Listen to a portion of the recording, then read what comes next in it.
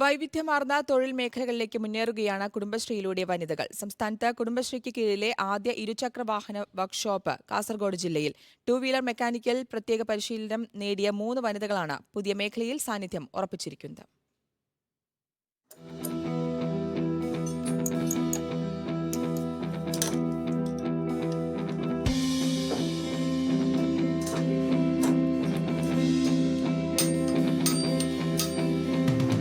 ജനകീയ ഹോട്ടലുകളും ചെറുകിട സംരംഭങ്ങളും മാത്രമല്ല, ഇരുചക്രവാഹന വർക്ക്ഷോപ്പും തുറന്ന് വ്യത്യസ്തമായ തൊഴിൽ മേഖലകളിലേക്ക് ചുവടുവയ്ക്കുകയാണ് കുടുംബശ്രീയുടെ വനിതകൾ.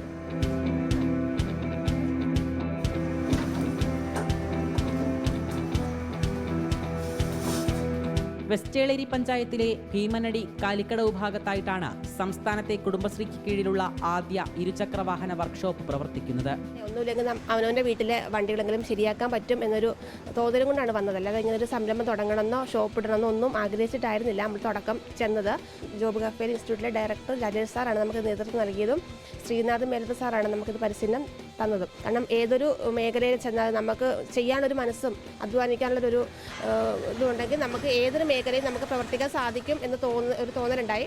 പുരുഷന്മാർ മാത്രം നിയന്ത്രിച്ചു വന്നിരുന്ന മേഖല അത്ര ഈസിയല്ലെന്ന ബോധ്യമുണ്ടെങ്കിലും ആത്മവിശ്വാസം ഒട്ടും പിന്നോട്ട് പോകുന്നില്ല. പുരുഷന്മാരുടെ കൂടെ തന്നെ അവർ ചെയ്യുന്ന ഒരു രീതിയിൽ തന്നെ നമുക്ക് ചെയ്യാം. ആ ഒരു ഇത് നമുക്ക് പറ്റിയില്ല എങ്കിൽ കൂടെ നമ്മളെ കൊണ്ട് സാധിക്കും എന്നൊരു രീതിയിൽ തന്നെ ആണ് നമുക്ക് ആ കോഴ്സ് പൂർത്തിയാക്കി കഴിഞ്ഞപ്പം തോന്നിയത്. അതൊരു കോൺഫിഡൻസ് ആണ് ഉണ്ടായത്.